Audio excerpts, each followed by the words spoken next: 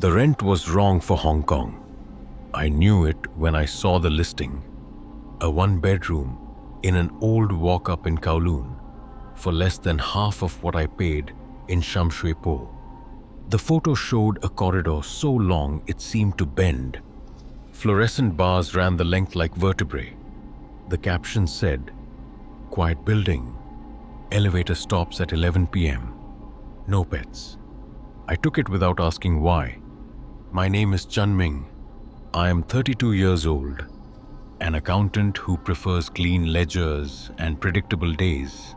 I moved in on a humid Tuesday, the kind of afternoon where the city feels like it is wearing a damp shirt it cannot take off.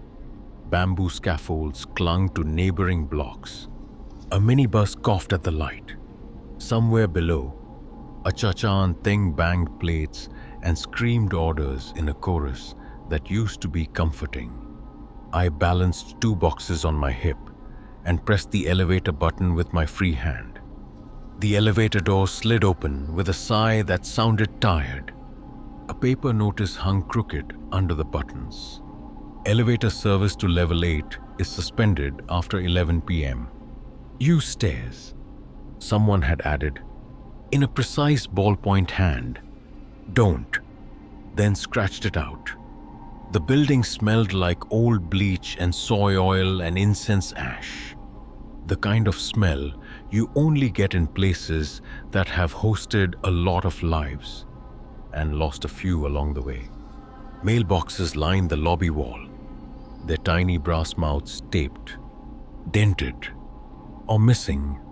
Unit numbers were stamped in faded black. 3B, 5F, 6D. Above one box, someone had stuck a paper amulet, sun-bleached to a ghost of yellow. My unit, 6C, waited down a corridor that tunneled away under stuttering light. Half the gates were layered with padlocks and dust. The others wore bagua mirrors and red cords like small shields. A door at the far end bore a new padlock, still bright, as if it had just been placed. When the elevator closed behind me, the corridor swallowed the lobby sound and gave me its own. A faint buzz, a distant drip, and my shoes scuffing tile. It is strange how quickly the city goes silent when it is reduced to a hallway. I met the neighbor first. She appeared, the way steam appears at a street stall suddenly there, ghosting out between 6B and the stairwell. Small, thin, silver hair pinned like a tidy knot. She looked at my boxes, then my face.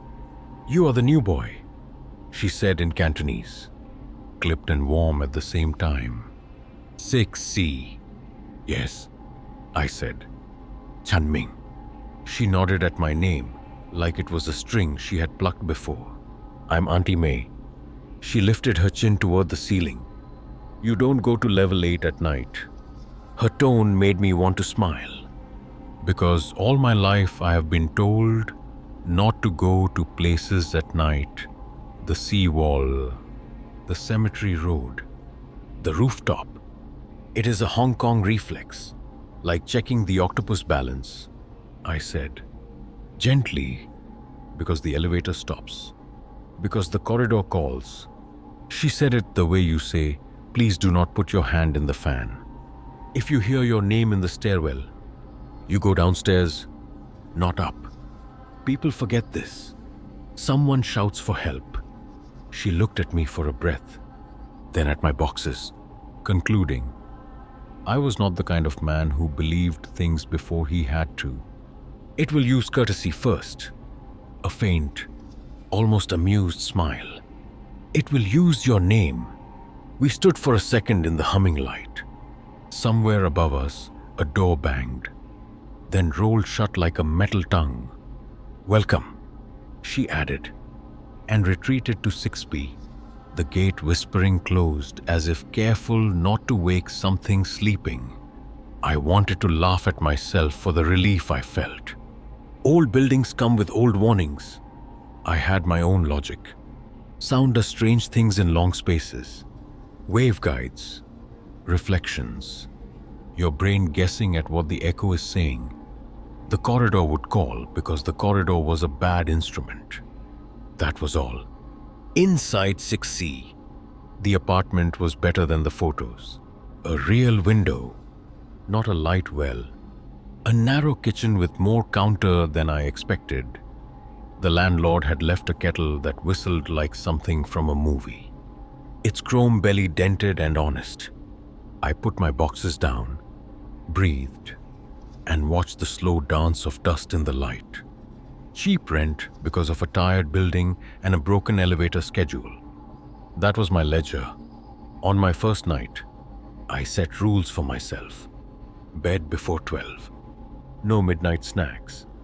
No wandering with curiosity like a cat. I stacked my books. I put the kettle on. I called my mother and said, "Yes, the place is fine. I can hear the neighbors and the street. It is lively. I will come by on Sunday. I will bring charsiu." She said, "Your father used to say, lucky numbers are only lucky if you can pay the rent." We laughed. Neither of us mentioned level 8.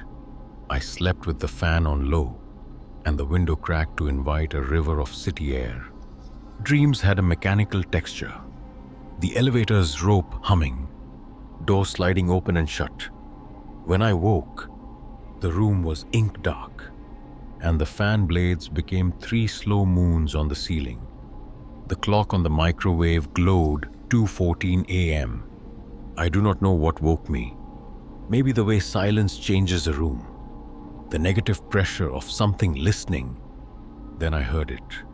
A single footstep in the corridor outside my door. Not a building creak. Not a pipe clank. A foot on tile. Measured. Human. I waited for the second step. It came a half beat after it should have. Anyone who has walked beside someone knows the rhythm of side by side. The second step was just a little late. Like a polite companion who wants you to think they are not imitating you. The accountant in me whispered, "Rats, cats, pipes." The boy who used to stay up too late in summer, listening to mahjong flick and buses hiss, heard only a person pacing a long hall. I told myself this was why the rent was low. You could hear everything. Another step, then another. I pulled on a shirt and went to the door. The building breathed on the other side. I opened the gate slowly, because no one in Hong Kong opens a gate quickly at 2:14 a.m. The corridor lay in a state of being where it seemed both empty and crowded. The tubes hummed, far down, near the corner that hid the stairwell.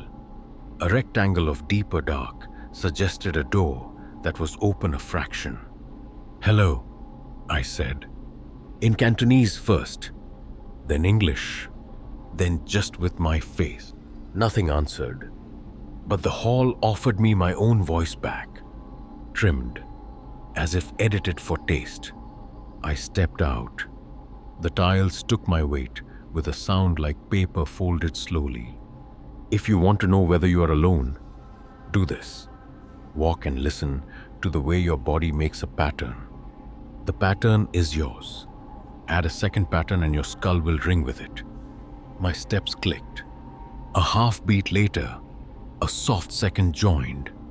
A half tone lower, like a shoe that is not leather. I walked toward the stairwell, because that is where the steps wanted me to go. That is how I thought of it immediately. Wanted.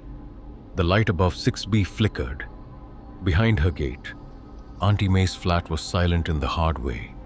That means somebody is awake and holding their breath. At the corner, the sound rose up the stairwell and faintly curled back like steam. The steps paused when I did, then made one more, as if conceding the lead to me. Polite, courteous. I could almost imagine a hand gesturing. "After you." The sign above the stairs was new, glossy. Emergency exit to level 7-8 roof. The paint on the handrail chipped where palms had worried it for decades. The concrete steps showed a thin shining in the middle, polished by hundreds of thousands of feet. I told myself again about waveguides and reflections. Long corridors make syllables from nonsense. Something in that stairwell smelled like rain that had decided not to fall. "Is anyone there?" I asked, louder now, not caring whether I woke someone and got a complaint. In this building, people who are really asleep do not wake, and people who are really awake do not want witnesses. A breath rose, no. A draft, and my shirt lifted lightly at the hem. The polite step came again. One floor up. I turned to test the echo with a trick. I clapped twice. Quick. The stairwell clapped twice back, but not perfectly.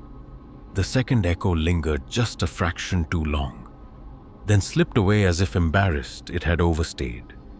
The sign on the wall for level 7 had a crack through the V, and someone had drawn a tiny red thread through it, taped at both ends, as if to stitch the letter closed.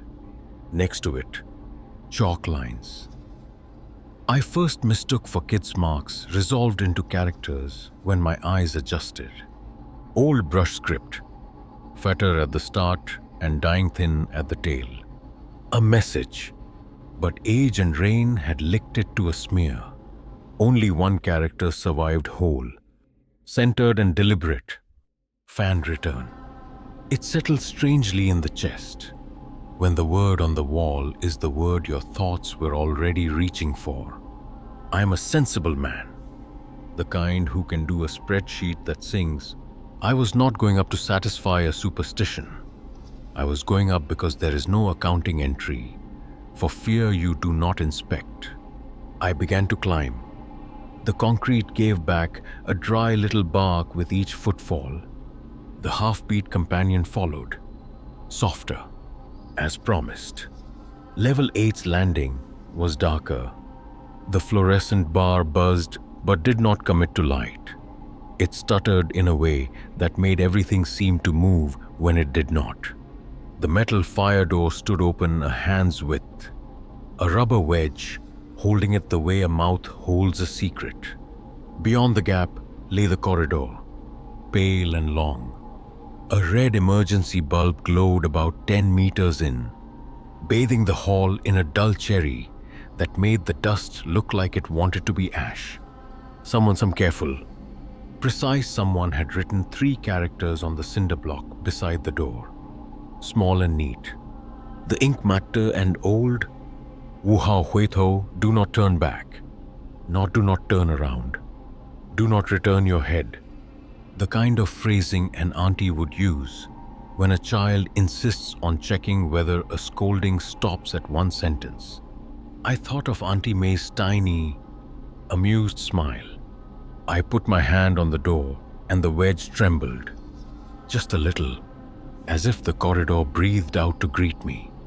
The half-beat step placed itself behind me on the landing, close enough that the air on the back of my neck felt pinned. There are many ways to be polite in this city. Saying "mgoy" when you pass soy sauce. Holding the lift a heartbeat longer than necessary. Leaving space in a line you could cut. I have never before been invited by a hallway to go first. "Hello," I said again, now in my own voice, without translation. "If you need help, say so." The corridor did not answer. It offered me silence like a warm plate. Far down in the red glow, a single door stood ajar. A new padlock hung from its gate, open. The shackle folded against itself in a way that made no mechanical sense unless someone's fingers had just left it. Behind me, on the wall at shoulder height, a rectangle of old adhesive where a mirror might once have been showed a rectangle of cleaner paint. I could see the edge of myself in the stainless strip of the door, just my shoulder, my ear, an empty tile where, by right of rhythm, another shoulder should have been.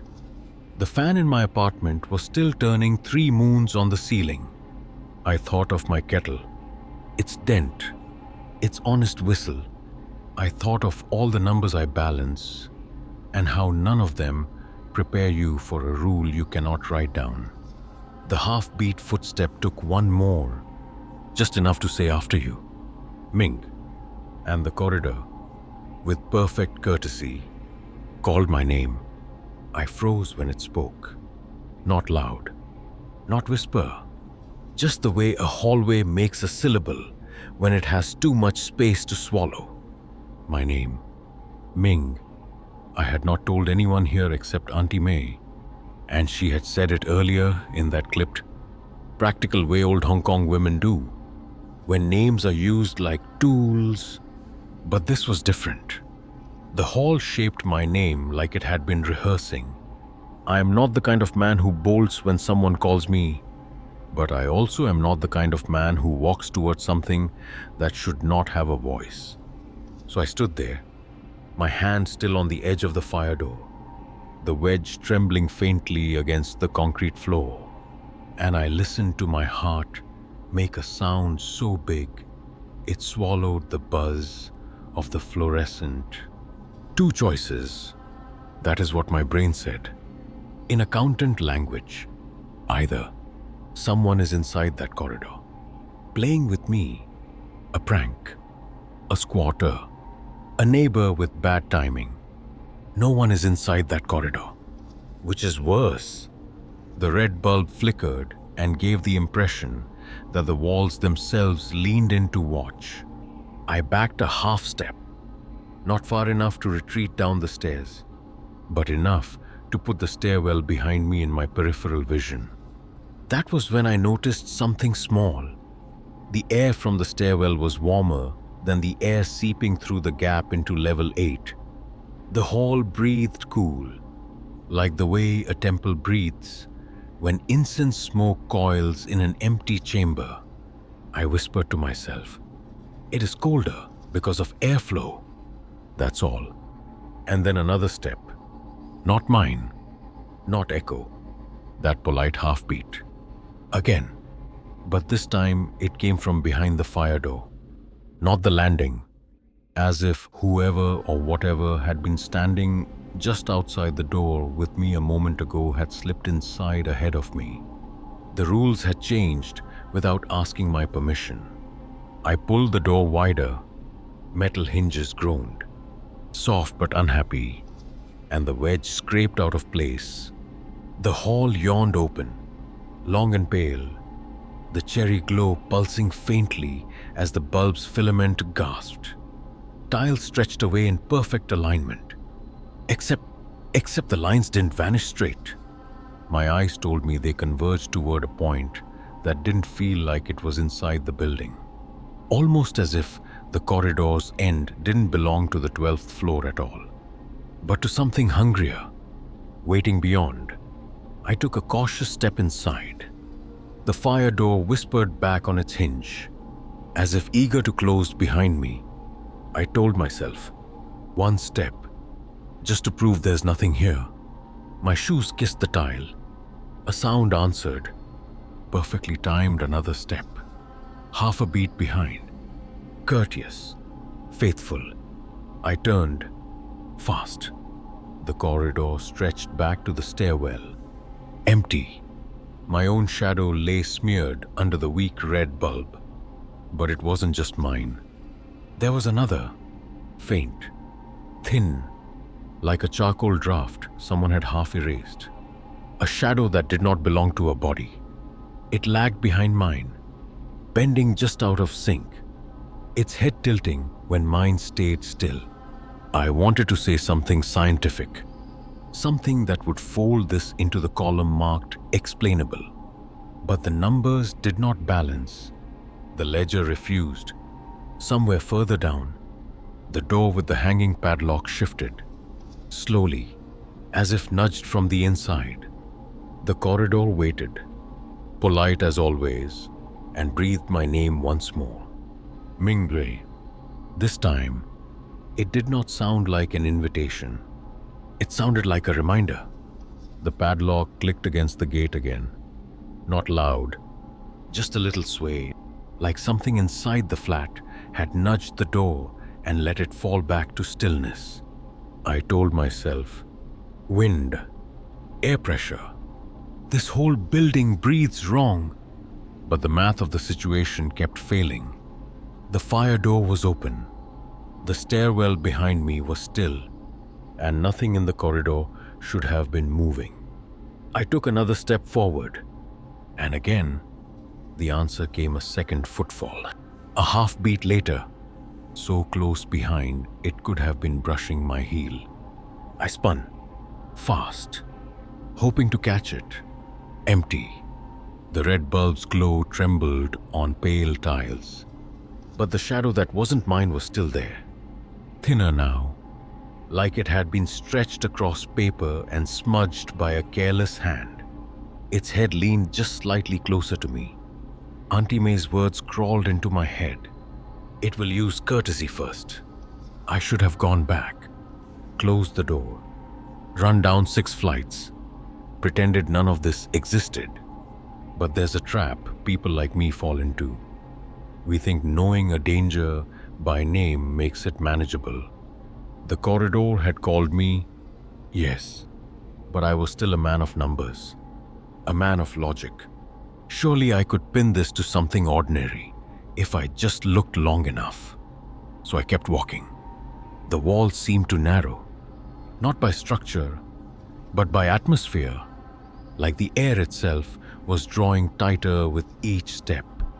My breath felt too loud. The hum of the single fluorescent tube seemed to dim whenever I moved, brightening again, only when I paused, as if the corridor didn't want me to notice where it lost power. The ajar door with the padlock loomed closer. I saw now that the shackle wasn't actually broken. It was twisted in a way that made it hang open, metal warped like someone had forced it without tools. The apartment beyond was dark, too dark. Not the natural black of an unlit flat, but the kind of dark that seems to absorb the red glow at its threshold. I reached the gate and placed my hand against the cold bars. My skin prickled instantly, not from temperature, but from the strange sensation that something inside was standing at the same distance, hand raised, palm to palm with mine, but on the other side. I whispered, "Hello." For a moment, there was silence. Then the faintest rasp, like dry breath through teeth, drifted from inside. "Welcome back." The words slid into me like a needle, because I had never been here before. Behind me, the half-beat step landed again closer now. So close, I felt the air shift as if someone were leaning over my shoulder. I didn't turn, because the writing on the wall beside the door glowed faintly in the cherry light. Letters I hadn't seen before, hidden under grime. "Fan Wuchi, come home." And suddenly I knew this corridor was not trying to scare me. It was trying to claim me. The words on the wall bled in the glow, "Fan Wuchi, come home." I stared at them until my eyes burned, telling myself they were just old paint, kids with chalk, anything but what they looked like. But the strange part wasn't that they existed. The strange part was that I felt like I had seen them before. Somewhere. Not here. Not in this building. Somewhere older. My hand was still pressed to the cold gate. The metal had a faint tremor, as if something on the other side was breathing against it. And then the apartment door inside moved. Not wide, not sudden, just enough to change the sliver of black into a deeper black. The kind that seemed to swallow the weak red light. My reflection bent in the warped padlock shackle. For a flicker of a moment, I thought I saw another face in that reflection. Mine, but not aligned. The half step came again. Close. Behind me, I tightened my grip on the bars. "Don't turn. Don't." Auntie May's voice echoed in my skull, though she wasn't here. But instinct betrayed me. I turned anyway. The corridor stretched behind me. Empty. Red light pulsed over bare tile, peeling doors, mirrors taped with talismans. Yet my body knew I was not alone. The air felt shaped, like someone was standing just close enough that if I raised my arm, I'd brush a sleeve. And then I saw it. Not with eyes at first. Eyes hate giving permission to these things. I saw it with the part of the brain that registers outlines before the details. A figure, faint, standing in my shadow's lag. It leaned forward in exact rhythm with my breathing, just delayed a fraction, as though it was learning how to match me. I backed into the gate, my spine cold against the iron bars. The warped padlock clicked against its loop. Inside the apartment, something shifted again, a scrape across the floor, too deliberate to be the wind. And then it spoke, from the dark behind the gate, soft, courteous, familiar. Ming, come in. You've been away too long. My throat locked, because the voice wasn't strange. It wasn't foreign. It was my father's, dead 10 years. My father's voice. Impossible.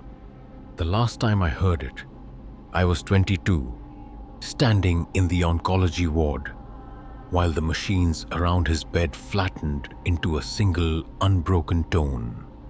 He had been gone a decade, buried in Diamond Hill, with incense smoke rising into a sky that rained the entire afternoon. But now, here, in this corridor of cracked tiles and humming lights, he called me like he had just stepped out for a cigarette and come back. Ming, come home. The words floated through the gate. Calm, patient, no strain. Exactly how he used to sound on nights he came back late from work. His briefcase sagging with papers, his tie loosened. I pressed harder against the bars, shaking my head. It is not him. It cannot be him.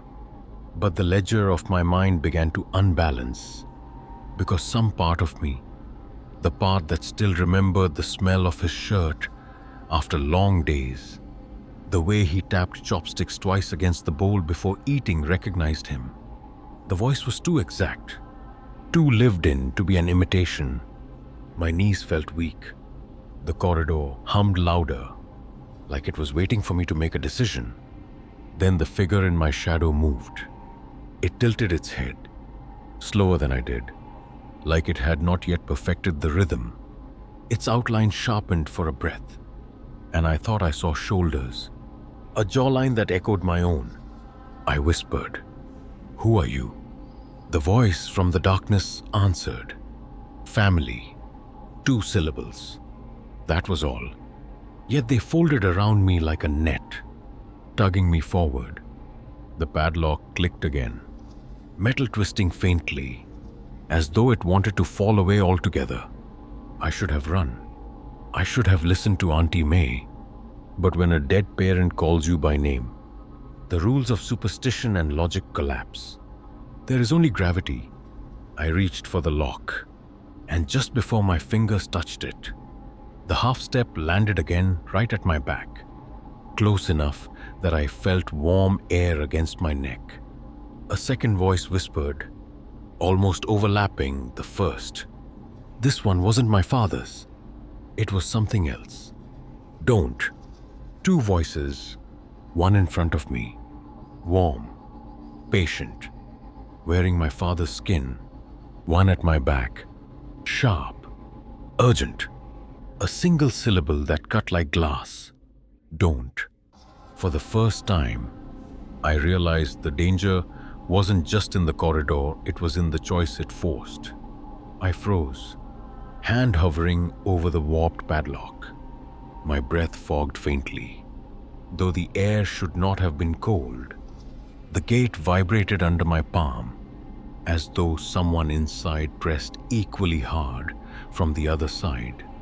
My father's voice, no. The thing with my father's voice spoke again, lower this time, almost coaxing. Ming, 10 years you've left us. Don't you want to see? 10 years. The ledger of absence. My chest pulled tight. Every instinct screamed that if I stepped through that gate, I would not step back out. Yet grief is its own current. It drags you even when you know the sea is black. Behind me, the second voice came again, still a whisper, but closer now, nearly brushing my ear. If you turn, it takes you. I dared not move. The corridor had rules. I understood that much.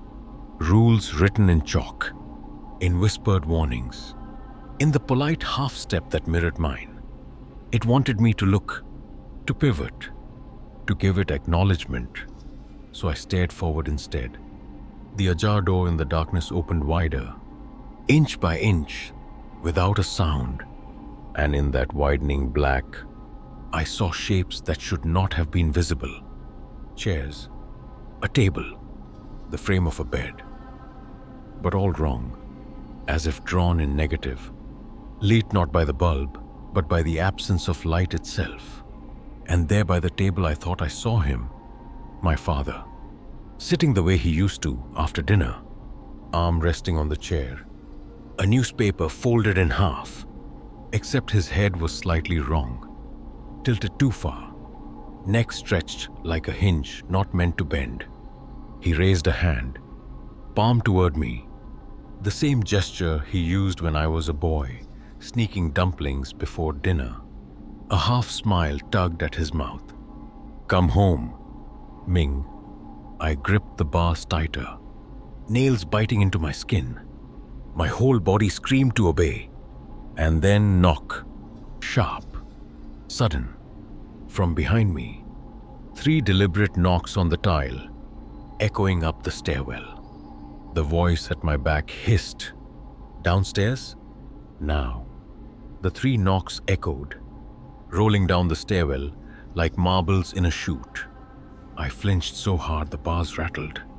In front of me, the figure that wore my father's voice did not move. It only watched, head tilted, hand still raised, smile too patient.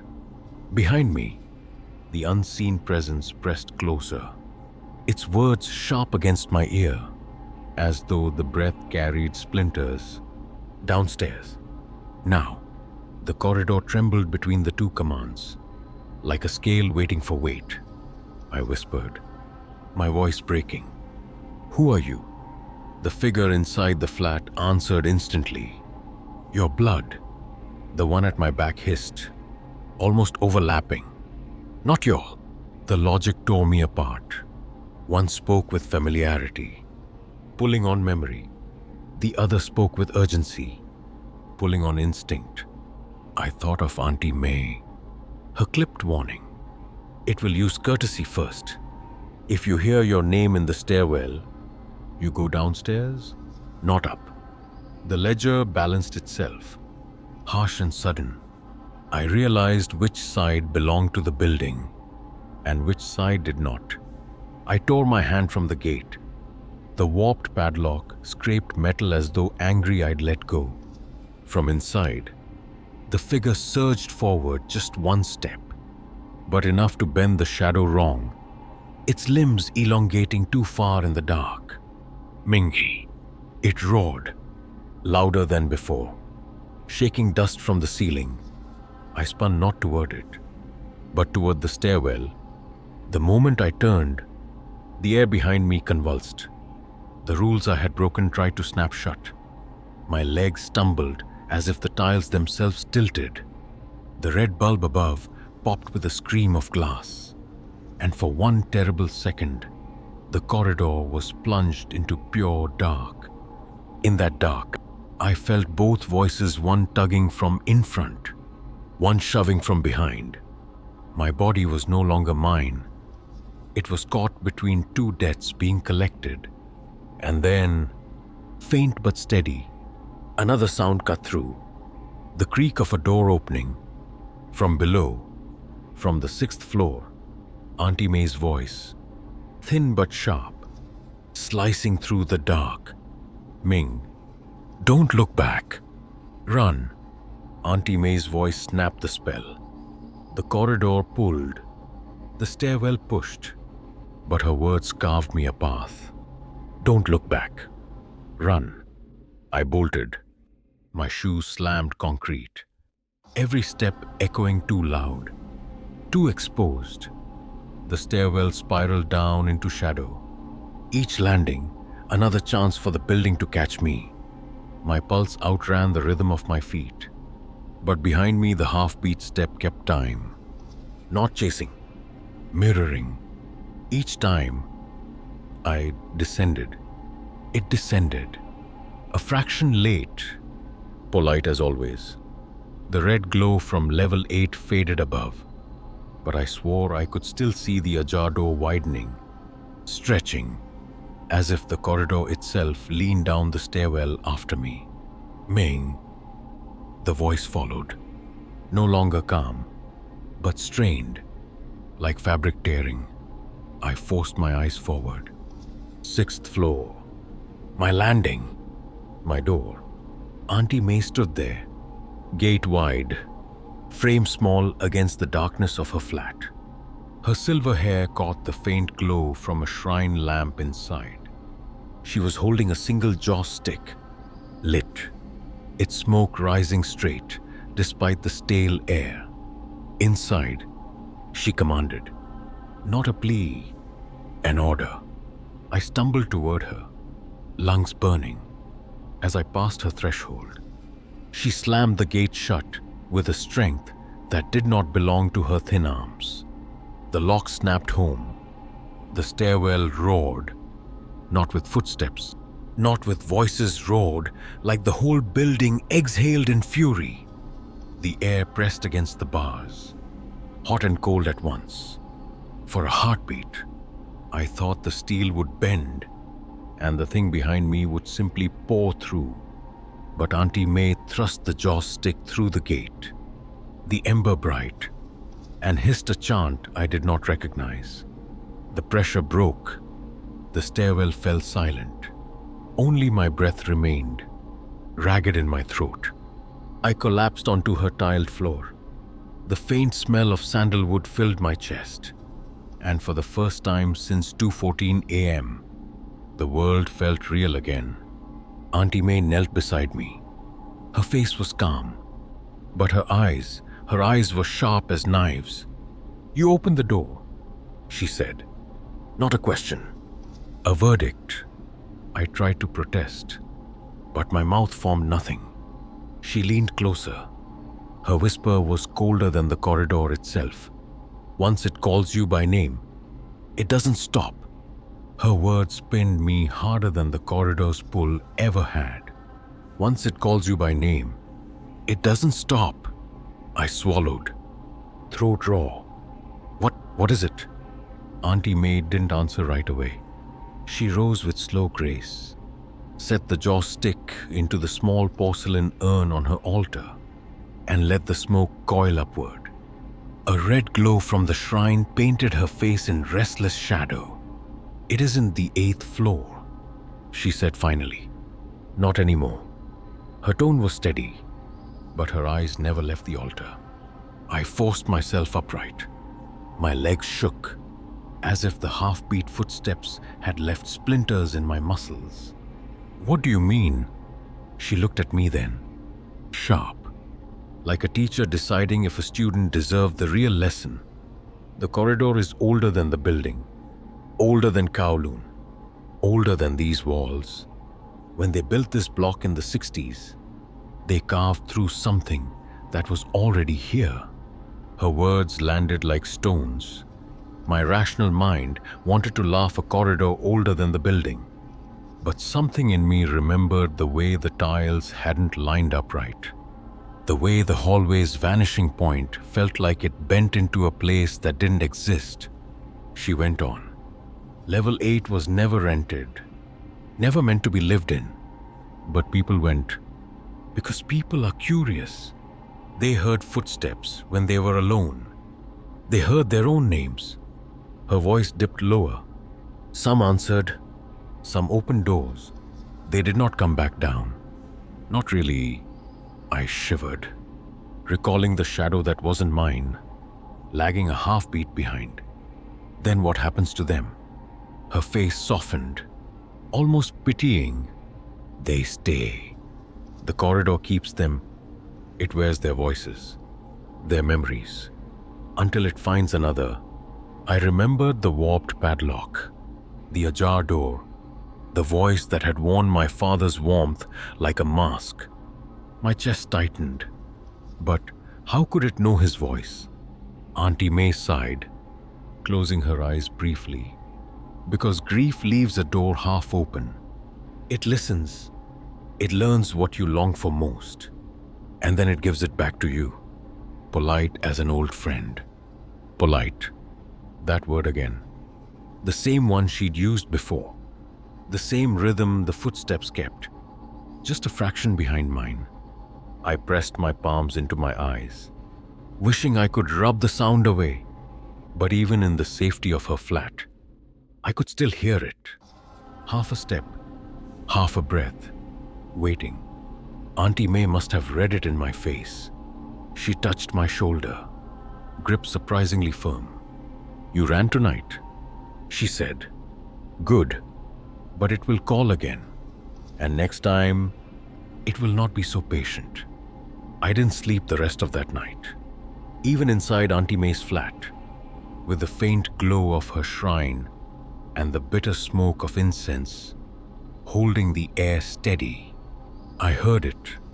The rhythm, half a beat behind my own breath, as if the corridor had followed me, pressing its ear against the walls, waiting. When the grey of dawn thinned the sky, she finally unlocked her gate and let me slip back across the hall to 6C.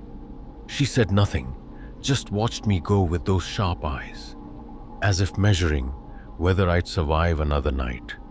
I told myself I'd move out. Today, break the lease, lose the deposit, pack and run.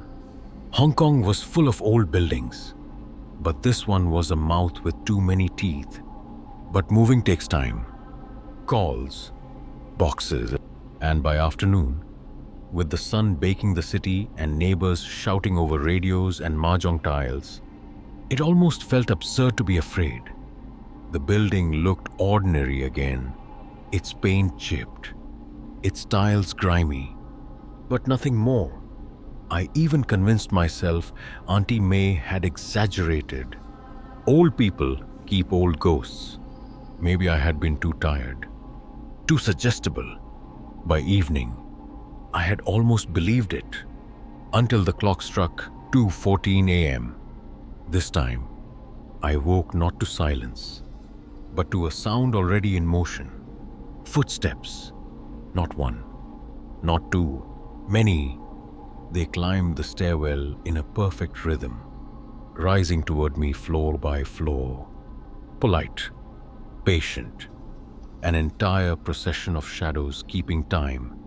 I gripped the edge of my mattress, breath shallow, eyes locked on my door.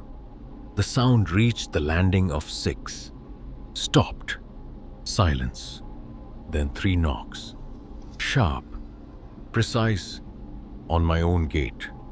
A pause, and my father's voice again, warm as ever.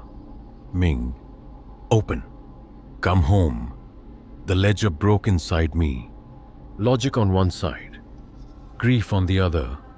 My skin went cold, because even as fear gripped me, my body wanted to obey. My hand twitched toward the lock, and then overlapping it, from the corridor, dozens of other voices whispered my name, all at once. Layered. Men, women, children. Ming, Ming, Ming. Like a chorus of courtesies, waiting their turn. The knocks had stopped, but the voices hadn't. They layered over each other, rising and falling like waves against stone. Some sharp as a child's call, others low and broken, like throats that hadn't used words in decades. Each one carried my name. Ming, Minga, Ming. I pressed my back to the bedroom wall, knees locked, trying not to move, not to breathe. But the voices did not need sound to press against me. They seeped into the flat, curling around corners, brushing the nape of my neck. And then, my father's voice cut through the chorus, clear, certain, the way he used to call me when dinner was ready. Son, open the door. Something inside me fractured. I wanted to believe, needed to. My hand drifted to the latch before I even realized. I froze, fingers trembling against cold steel. That was when I noticed the silence in the rest of the building. No radios, no fans, no city hum outside the window. The whole world seemed to have paused, leaving only the corridor's voices alive. My pulse hammered. The ledger in my head tried to balance. If this was my father, how could he knock on a door locked for 10 years by death? If it wasn't, what would it take from me if I answered? Then scrape. A long, deliberate drag of metal against tile, just outside the door, like a chair being pulled across stone. Slow, waiting. I held my breath, and then I saw it. The shadow under the crack of the door. Not one, not two, dozens. Feet, overlapping, some bare, some shod, shifting in patience, but none of them stood still in the way a real person would. They moved too much, as if restless for me to join them. And above them, a darker silhouette bent low, pressing close to the doorframe, its head turned sideways, as if listening. The whisper came through the wood, so close I felt it in my teeth. You're already one of us. The whisper slid through the wood like a blade. You're already one of us. I clamped both hands over my ears, but it didn't matter. The voices weren't only sound anymore. They were inside, threading through my pulse, sinking into the hollow between heartbeats. The shadow beneath the door shifted. Toes flexed, bare soles pressed flat to the tile. The shapes of feet piled on each other, restless, waiting. Then came the knock again. Not polite this time. 3 blows, heavy enough to rattle the frame. Ming. The chorus called together now. Every voice layered. My father's above them all. Ming. Come home. My knees buckled. For one awful second, I almost reached down, slid the latch free, let the door swing open, but something stopped me. Through the noise, faint but steady, came another sound, the scrape of metal on metal. My neighbor's gate. Auntie May. Her voice cut like a knife through the voices pressing at my door. Hold. Boy. Don't answer. The chorus shrieked in unison, as though burned. The shadow feet writhed, retreating half a step from the crack. Then silence. Thick, crushing. I staggered back from the door, chest heaving. For a moment, I thought it was over, until the lock on my door turned. Not from my hand, from the other side. The bolt slid halfway, metal grinding, as if invisible fingers were working it from within. I threw myself forward, bracing the handle, forcing it back into place. My whole body shook with the strain. From the corridor, so close it felt like breath on my cheek, came one last murmur. Locks don't keep family apart. And then quiet. No footsteps, no shadows, only my own ragged breathing in a flat that no longer felt like mine. Dawn came like a false memory. The sunlight slid through the thin curtains, painting everything gold, but the glow felt borrowed, as if it didn't belong to this flat anymore. I hadn't slept. I sat all night braced against the door, one hand clutching the lock, the other gripping a kitchen knife I didn't remember taking from the drawer. My eyes stung, my arms shook, but I couldn't let go until the voices faded with the light. When the city woke, the trams rattling, the market hawkers shouting as if the world had never stopped, I finally unlocked my gate. The corridor outside was empty, ordinary, a stretch of chipped tiles and dust, but I didn't trust it, so I went to Auntie May. Her gate was already open, as though she'd been waiting. The shrine in her flat still glowed faintly, sandalwood curling into the morning air. She sat at her small table with a thermos of tea, her posture perfectly straight despite her age. "You heard them again," she said, not looking at me. I nodded, throat raw. "They tried my door. They almost got in." She poured tea into a chipped cup and slid it across to me. "That means they've chosen you." The words landed like stones. "Chosen me. Once the corridor speaks your name," she said, eyes sharp now. "You are written into it. A ledger you cannot erase. You can move out. You can run across the city, but it will still follow. It is polite. Yes, patient, but it does not stop." I stared into the tea. My reflection rippled. Tired, gaunt, almost unfamiliar. "Then what do I do?" She hesitated, then leaned closer. "There are only two ways. One, you obey. Open the door. Step through, and you will never come back down. The corridor will keep you, like it kept the others." My stomach twisted. "And the other?"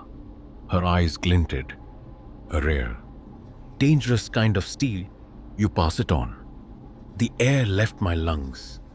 "Pass it on." She nodded once. "If the corridor calls another by name, before it takes you, it will release its hold. That is the bargain. That is how I'm still here." Her words struck colder than the voices ever had. Because for the first time, I wondered how many times had she stood where I was standing. How many names had she let the corridor learn so she could survive? Auntie May sipped her tea, unblinking. "You must decide soon, Ming, because the corridor is done being polite." I spent the day pretending life was still mine. I showered, I shaved, I even walked down to the market for rice and greens, nodding at neighbors who had no idea I was already marked. The city was noisy, alive. Everything a corridor of ghosts shouldn't be. But every reflection shop windows, puddles, polished tiles showed something wrong. A lag, a smear just half a step behind me. By nightfall, my chest was tight with dread. "Bus that's us." I locked my gate twice, stuffed towels under the door, and sat with the kettle hissing low on the stove, as if steam could drown whispers. It didn't. At 2:14 a.m., the voices returned. Not footsteps this time, not courtesy, knocking. All the doors on the 6th floor, one by one, in sequence, like a rhythm traveling closer, closer, until it reached mine. Bang, bang, bang. I held the knife again, blade trembling. Then my father's voice came, gentle and cruel. "Ming, why keep us waiting? We've set the table." I squeezed my eyes shut. The smell of food filled the flat soy sauce. Ginger, steamed fish, my mother's cooking from 10 years ago. I had not smelled it since the funeral. The corridor wasn't just speaking now. It was feeding me memories. And over it all, the chorus of other voices swelled. "Pass it on. Pass it on. Pass it on." I remembered Auntie May's face, calm over tea. That is how I'm still here. The knife shook in my hand. The ledger was unbalanced. Either I obey, or I become her. I backed against the wall, breath shallow, whispering to myself, "No, no, I won't." Then the lock turned, slow, careful, from the outside, and this time, I wasn't strong enough to stop it. The bolt slid free with a metallic sigh. The door creaked inward, slow, deliberate, like a mouth opening. I couldn't move. The knife in my hand felt like a child's toy.